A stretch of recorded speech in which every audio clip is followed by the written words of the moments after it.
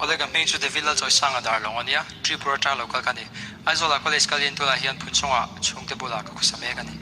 a tu na ka thasak tur hi a itel lo chuan di la albatross ti kam dan tin lai tâm ni a om lo nang ai ban zai ka relo min don ve chemo sira min nol ma la ngil ni om lo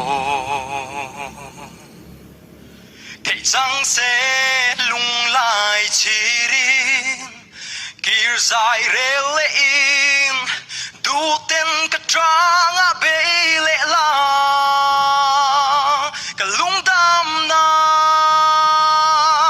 itel lo va shring nun man ka zua mo lo sui lung len hian chin le